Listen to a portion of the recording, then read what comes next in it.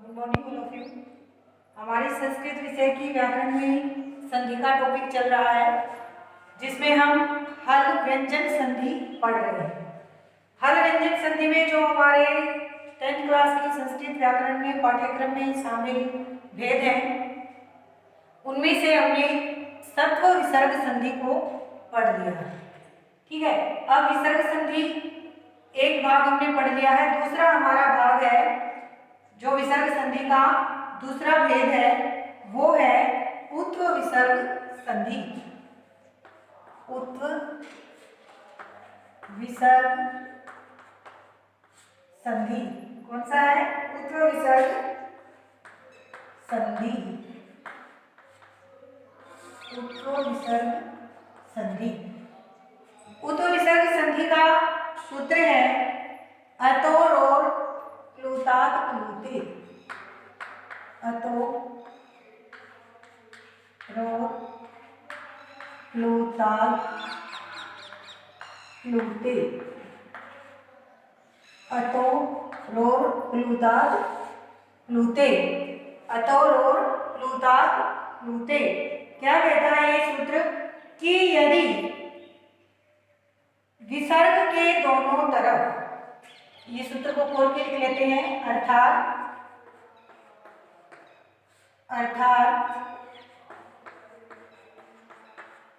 विसर्ग के दोनों तरफ यदि अप्लुत ह्रस्व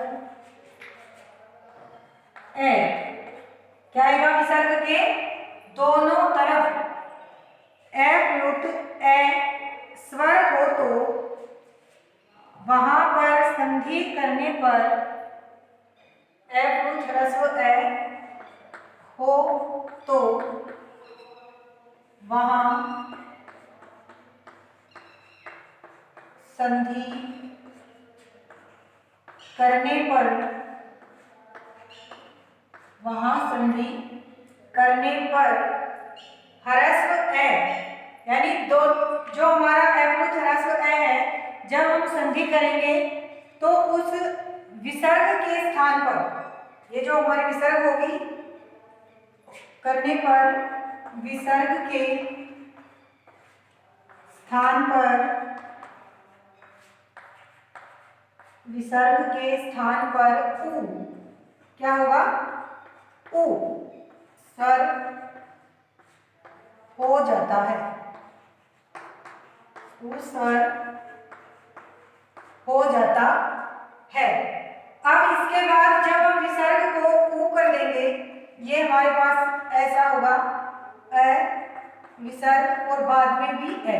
अब इस विसर्ग को जब हम ऊ कर देंगे तो हमारे पास स्थिति ऐसी बन जाएगी ए प्लस ऊ, जो कि गुण संधि का नियम बनता है। तो आगे लिखो तत्पश्चात क्या हुआ? तत्पश्चात ऊ अपने ऊ, तत्पश्चात ऊ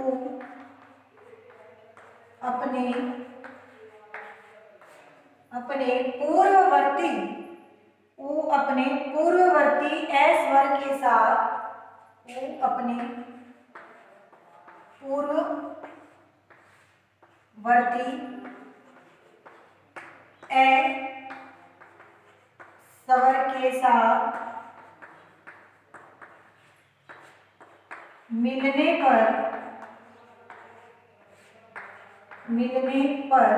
क्या हो जाएगा?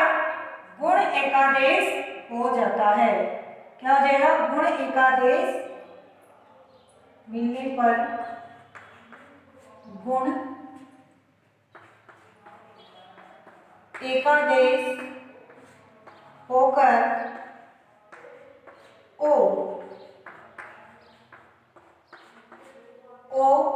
में बदल जाता है। ओ में बदल जाता है। बदल जाता है तथा बाद वाले आकार को तथा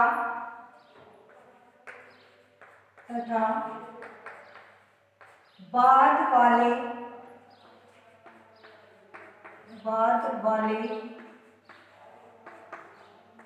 आकार को अवग्रह के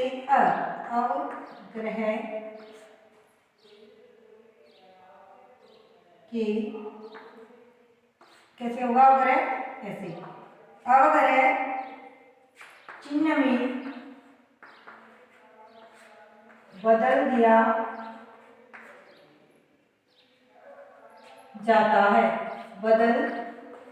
दिया जाता है, ठीक है।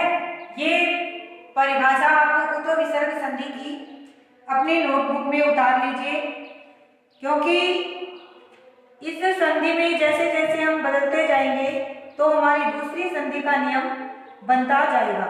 इसलिए ये जो संधि है इसमें 2-3 कंडीशन लागू होती हैं। ये शायद आपने उतार लिया होगा। चलिए इसको एक सारणी के माध्यम से हम समझते हैं कि कैसे क्या होगा, ठीक है। चलिए इसको देखिए, जब हम विसर्ग को ए कर देंगे, ऊ कर देंगे और उसके पहले और बाद में ए रहेगा तो ए और ऊ बनकर गुण संधि का नियम बनाते हैं, गुण एकादेश हो जाता है। गुण एकादेश का क्या मतलब है? दोनों के स्थान पर एक वर्ण जब हम करते हैं तो उसे एकादेश बोलते हैं। ये हमने पहले भी पढ़ा है। तो देखिए क्या है कि पहले हमारे पास ए, बाद में विसर्ग और फिर हमारे पास क्या है? ए, ठीक है। यही कहती है ना संधि कि जब विसर्ग के दोनों तरफ ए मूर्धरस्व ए हो तो उस पूर्ववर्ती ए के स्थान पर ऊ हो जाता है, विसर्ग के स्थान पर ऊ हो जाता है। क्या हो जाएगा? जैसे ये हमारा ए है और विसर्ग को क्या हो जाएगा? ऊ। अब ये कंडीशन ऐसे बन गई, विसर्ग के स्थान पर ऊ हो गया। अब ए आ के बाद यदि ऊ हो तो उसको ओ हो जाता है। ऐसा गुण संधि का नियम है। और विसर्ग को ऊ कर देने से ए और ऊ के स्थान पे क्या हो जाएगा? ओ, ठीक है। ए और ऊ के स्थान पे हमारी अगली कंडीशन क्या बनेगी?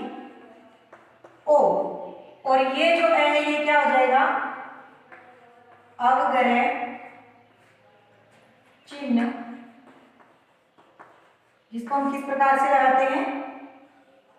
ऐसे कुछ एस के आकार के जैसा ये चिन्ह हमारा लगाया जाता है। इसको लुप्ताकार भी बोलते हैं।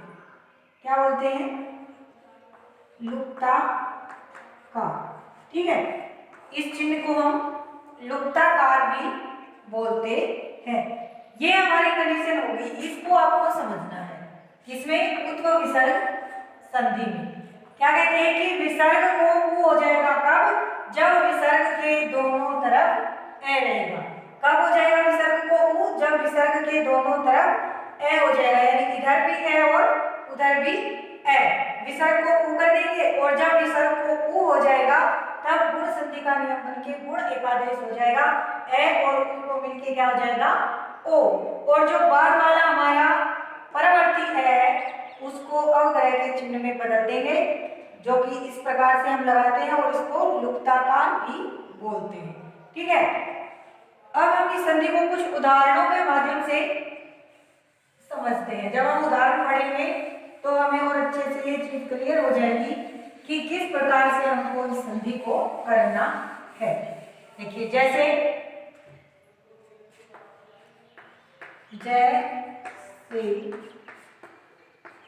शिव प्लस अर्चय, शिव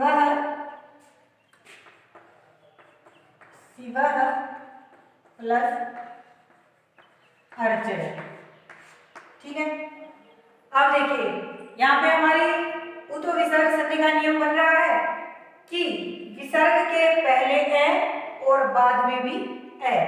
देखो जब हम इस शिव शब्द का वर्ण विच्छेद करते हैं तो वह भी क्या है हमारे पास ए और बाद में विसर्ग और बाद में ये अर्चय, है ना।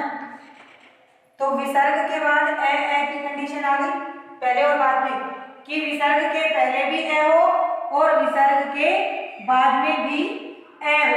तो ऐसी कंडीशन में इस विसर्ग को हम क्या कर देंगे, उ। ठीक है, क्या कर देंगे विसर्ग को उ, और ए के बाद उ है तो गुण एकादेश होकर क्या हो जाएगा उसको ओ, क्या हो जाएगा गुण एकादेश होकर ओ। ठीक है, और बाद में भी ए है तो इस परवर्ती ए को हमें क्या करना है, इस अवग्रह चिन्ह में बदलना है। तो ये संधि कैसे हो जाएगी हमारी, शिवो अर्चय, शिवो अर्चय। देखिए यहाँ पे जब हम इसको जोड़ के लिखेंगे तो भी ऐसा ही बनेगा, क्योंकि ये हमारा शिव है, वह अनंत यानी इसमें कोई स्वर नहीं है। जब ये ओ इसके साथ जाएगा तो ये क्या बन जाएगा, सी वो, और इस ए को हमने किसमें बदल दिया, अवग्रह चिन्ह में, और ये क्या हो गया, शिवो अर्चय। देखिए मैंने आपको एक खोल के करके दिखाया है ताकि आपको अच्छे से समझ में आ जाए कि संधि की कंडीशन किस प्रकार से लागू हो रही है। ये देखिए शिवो अर्चय, शिवो अर्चय, सेम का सेम हमारा पद बनकर तैयार हो गया है। इस संधि पद में हमें सिर्फ यही देखना है कि विसर्ग के पहले और बाद में दोनों तरफ क्या होना चाहिए, ए होना चाहिए। क्या होना चाहिए, दोनों तरफ ए होना चाहिए। ठीक है, चलिए और उदाहरण देखते हैं। जैसे मने प्लस अभिलाषा, मने प्लस अभिलाषा। ठीक है, अब देखिए कंडीशन बन रही है, विसर्ग के पहले भी ए है और विसर्ग के बाद में भी ए आ रहा है। तो ये क्या बन जाएगा, मनो अभिलाषा, मनो अभिलाषा। ठीक है, यहाँ पे अगर विसर्ग हमारे पद के अंत में है तो हम विसर्ग लगा देंगे, अन्यथा जैसे पद हमको दिए गए हैं विसर्ग के साथ है लास्ट में तो विसर्ग लगाएंगे, अगर विसर्ग नहीं है तो हम विसर्ग नहीं लगाएंगे। जैसा पद हमें दिया गया है संधि वैसा ही उसके अनुसार ही हमको अपने पद को लिखना है। ठीक है, क्या बन गया, मने प्लस अभिलाषा। ये देखिए यहाँ पे ने में ए और बाद में विसर्ग है और उसके बाद में भी क्या है हमारे पास ए, और हमारी उत्व संधि का नियम यहाँ पर लागू हो रहा है कि यदि विसर्ग के दोनों तरफ ए है तो इस विसर्ग को उ में बदल देंगे और फिर ए और उ मिलके गुण एकादेश होकर ओ बन जाएगा, और बाद में जो हमारे पास ए है उसको हमें अवग्रह चिन्ह में बदल देना है या वृत्ताकार चिन्ह में बदल देना है। ठीक है, और देखिए उदाहरण जैसे कै प्लस अपी, कै प्लस अपी क्या बनेगा, को अपी। क्या बनेगा, को अपी। स प्लस अपी क्या बनेगा, शो अपी। क्या बनेगा, शो अपी। कितने भी चाहे संधि के उदाहरण देख लीजिए, सभी के सभी ऐसे ही बनेंगे। और देख लीजिए जैसे अन्य प्लस अन्य, वही हो रहा है, विसर्ग के दोनों तरफ ए है तो क्या हो जाएगा, अन्यो अन्यः, अन्यो अन्यः, अन्यो अन्यः। अगर संधि पर दे रखा है तो भी हम उसको उसी प्रकार से टुकड़े करके अलग कर लेंगे। जैसे मान लीजिए हमें दिया है यशो अभिलाषा, क्या शब्द दिया गया है हमको, यशो अभिलाषा। ये शब्द हमको संधि पर दे दिया इस बार, और संधि विच्छेद करना है तो हम संधि को कैसे पहचानेंगे, सीधा सा है ओ और उसके बाद में अवग्रह का चिन्ह। किस संधि का नियम है, विसर्ग उत्व संधि। ठीक है, उत्व विसर्ग संधि में होता है, क्यों, क्योंकि जब हम इसको संधि विच्छेद करेंगे तो कैसे करेंगे, ओ की जगह पे विसर्ग और बाद में इसको हमारा उत्व ह्रस्व ए लिख के अभिलाषा, अभिलाषा। क्या हो जाएगा संधि विच्छेद, यश प्लस अभिलाषा। लाशा, यस प्लस अभिलाषा। और देख लीजिए जैसे देव अधुना, देवो अधुना, इस पद का हमको संधि विच्छेद करना है। क्या करना है? संधि विच्छेद। देखिए जैसे देवो अधुना, ठीक है। ठीक है, जहां पे ओ के बाद में अवग्रह का आ रहा है वहां पर पक्का उत्व विसर्ग संधि है। और जब संधि विच्छेद करेंगे तो क्या करेंगे? देव, ओ को विसर्ग में बदल देना है, कुछ भी नहीं करना है। और आगे इस अवग्रह को प्लूतरस में लिख के अधुना, देव अधुना, देव अधुना, ठीक है। अनभिज्ञ अहम, अनभिज्ञो अहम, इसका भी संधि विच्छेद कैसे होगा? वैसे ही ओ के बाद अवग्रह है तो वही उत्व विसर्ग संधि, अनभिज्ञ प्लस अहम, अनभिज्ञ प्लस अहम, ठीक है। ये आपकी उत्व विसर्ग संधि उदाहरण चाहे आप जितना कर सकते हैं, कोई कमी नहीं है, लेकिन आपको समझने के लिए शायद इतने उदाहरण काफी है। हमने आपको संधि विच्छेद करके भी समझाया है और पद की संधि करके भी समझाया है, ठीक है। बस आपको ध्यान में ये रखना है कि जहाँ पे संधि विच्छेद है तो विसर्ग के दोनों तरफ ए देखना है। और अगर संधि पद दे रखा है तो यहाँ पे ओ के बाद अवग्रह चिन्ह अगर है तो वहां पे हमारी उत्व विसर्ग संधि है, ठीक है। आगे हमारा तीसरा भेद है विसर्ग संधि में, वो क्या है? रुत्व विसर्ग संधि। तीसरा भेद कौन सा है? रुत्व विसर्ग संधि, ठीक है। तीसरा है रुत्व विसर्ग संधि। ये क्या कहता है? इसका सूत्र है सजुषो रु। ये इसका पाणिनि द्वारा लिखा गया सूत्र है सजुषो रु।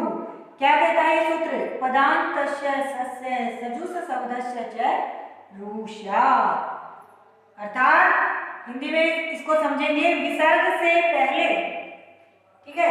सजुषो रु अर्थात विसर्ग के पहले,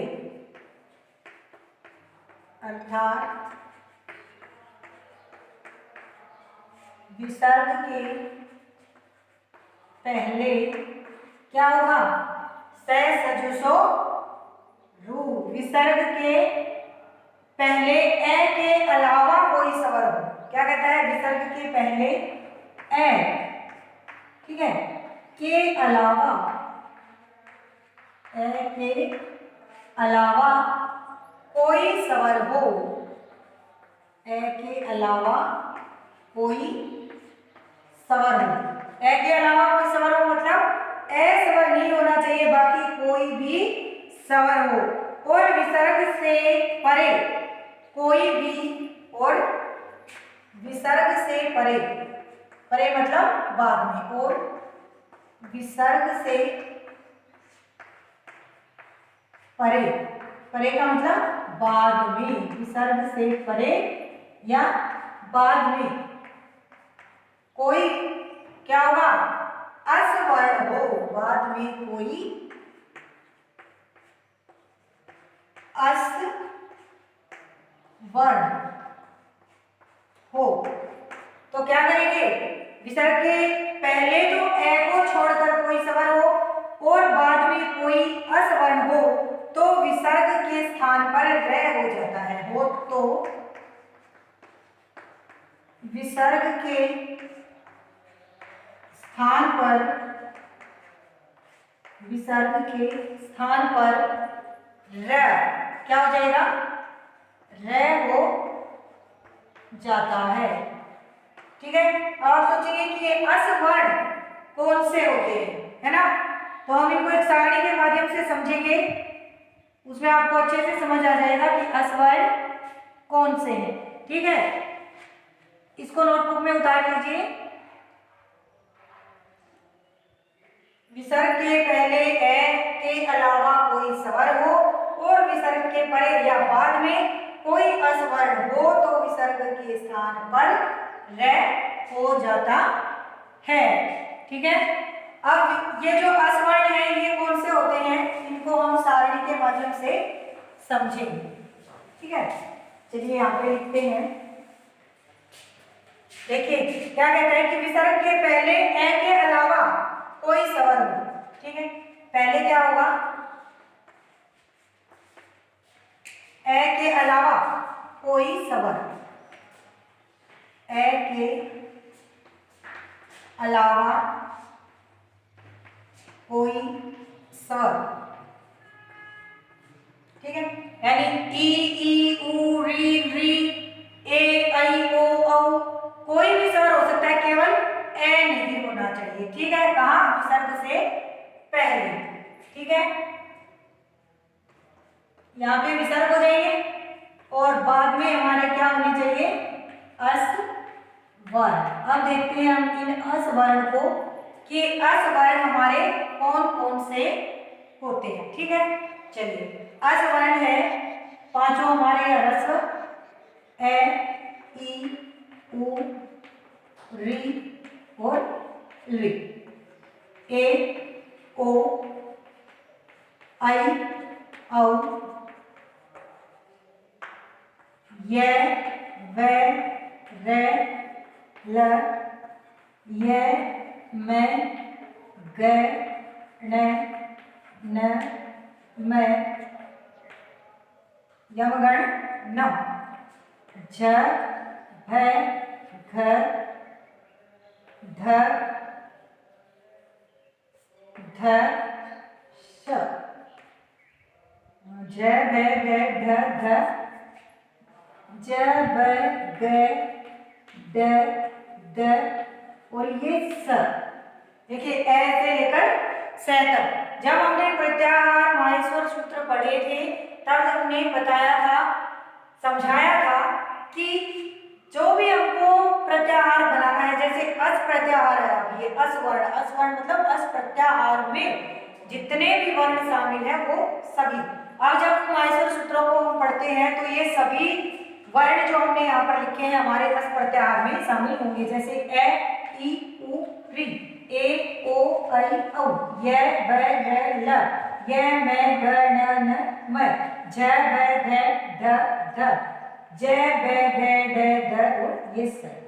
ठीक है, इस सारणी के माध्यम से आपको आसानी से समझ में आ गया होगा कि क्या देखना है, क्या करना है। क्या करना है, पहले देखना है कि विसर्ग के पहले ए के अलावा कोई स्वर हो, यानी ए क्या है, नहीं होना चाहिए। ठीक है, जब उदाहरण करेंगे तो आपको अच्छे से समझ में आ जाएगा। ए के अलावा कोई भी स्वर हो, विसर्ग हो और विसर्ग के बाद में ये अस्वर्ण हो, इनमें से कोई वर्ण, इनको छोड़ के नहीं होना चाहिए, अस्वर्ण हो। ठीक है, वहां पर क्या होगा, हमारी रुत्व विसर्ग संधि होगी, यानी विसर्ग को हमें क्या कर देना है, क्या कर देना है, विसर्ग को रे में बदल देना है। किसमें बदल देना है, विसर्ग को रे में बदल देना है। ठीक है, आइए इसके कुछ उदाहरण हम समझते हैं। जैसे आयु प्लस वेद, जैसे आयु प्लस वेद। अब देखिए क्या कहती है कि विसर्ग के पहले ए को छोड़ के कोई भी स्वर हो और बाद में क्या हो, अस्वर्ण। अब इसको जब हम तोड़ के लिखेंगे वर्ण विच्छेद करके तो ये ऊ है हमारा, और फिर है विसर्ग और फिर है व ए और ये द। ऐसा ही है ना वर्ण विच्छेद, यहाँ पे मैंने इसको ऐसे लिख दिया, यही हमारा वर्ण विच्छेद है। अब क्या कहते हैं कि विसर्ग के पहले ए को छोड़कर कोई भी स्वर हो और बाद में हमारा अस्वर्ण आ रहा हो। तो जब हमने अस्वर्ण लिखे उनमें देखिए वह है या नहीं है, वह है ना, यह व र ल वहां पे लिखा हमने, तो यहाँ पे क्या होगी, हमारी रुत्व विसर्ग संधि का जो नियम है वो बन रहा है। ठीक है, ऋत्व विसर्ग संधि का नियम बन रहा है। तो ये क्या हो जाएगा, विसर्ग को हमें क्या करना है, र, है ना। तो ये क्या बन जाएगा, आयुर्वेद, आयुर्वेद, क्योंकि रे क्या है, हलंत यानी आधा है, और आधा वर्ण कहाँ जाता है, हमेशा ऊपर। आधा वर्ण कहाँ जाता है, ऊपर जाता है, ठीक है। और देखिए उदाहरण जैसे यजु प्लस वेद, यजु प्लस वेद, वही कंडीशन बन रही है, तो क्या हो जाएगा, यजुर वेद, क्या बन जाएगा, यजुर वेद। धनु प्लस विद्या, धनु प्लस विद्या, क्या बन जाएगा, धनुर विद्या, क्या बन जाएगा, धनुर विद्या। और देखिए जैसे धनु प्लस धर, धनु प्लस धर, क्या बन जाएगा, धनुर धर, क्या बन जाएगा, धनुर धर। अगर इसका संधि विच्छेद हमको करना है तो कैसे करेंगे, जैसे बहिर्गमनम, हमारे पास शब्द है बहिर्गमनम, ठीक है। देखिए यहाँ पे देख रहा है हमको संधि विच्छेद पद कहाँ बन रहे हैं, दो टुकड़े, बहि प्लस गमनम, बाहर जाना। तो र आया है ऊपर यानी आधा है, कहाँ पे, ऋत्व विसर्ग संधि में। तो बस क्या करना है, रे को विसर्ग और बाद का पद हमें यूं का यूं लिख देना है, क्या बन जाएगा, बहि प्लस गमनम, बहि प्लस गमनम। जैसे ज्योतिर्गमय, और क्या है हमारा पद, ज्योतिर्गमय। देखिए वहीं पे समस्त पद, सार्थक पद कहाँ पे बन रहे हैं, ज्योतिर्गमय, ज्योति और गमय, ऊपर रे बीच में इनको जोड़ रहा है, यानी कि हमारी ऋत्व विसर्ग संधि है। तो रे को हम क्या कर देंगे, विसर्ग, ज्योति ही प्लस गमय, क्या कर देंगे, ज्योति प्लस गमय, क्या बन जाएगा, ज्योतिर्गमय, ज्योतिर्गमय, ठीक है। ये था हमारा तीसरा भेद, ऋत्व विसर्ग संधि। अब इसके बाद हमारी संधि आती है विसर्ग लोप संधि। अब ये संधि कौन सी आती है, चौथा जो भेद हमारे पाठ्यक्रम में है वो है विसर्ग लोप संधि। कौन सा है, विसर्ग लोप संधि। ये क्या कहती है, भो भगो अघो, भो भगो अघो अपूर्वस्य योगसी, भो भगो अघो पूर्वस्य अपूर्वस्य अपूर्वस्य यो अस्ति। ये है हमारा सूत्र, भो भगो अघो अपूर्वस्य यो असि। क्या कहती है वृत्ति, एतत् पूर्वकस्य रोल्यादेश स्यात् असि परे। मतलब क्या हुआ इसका अर्थ, कि भो भगो अघो और ए पूर्वक विसर्ग को अस्वर्ण परे रहते यह आदेश हो आ जाता है। जैसे लिख लेते हैं, लिख लीजिए हिंदी में, अर्थात हो भगो अघो अघो अपूर्वक। कितने शब्द हमारे, चार। कौन से, भो भगो अघो अपूर्वक, विसर्ग को पूर्वक, विसर्ग को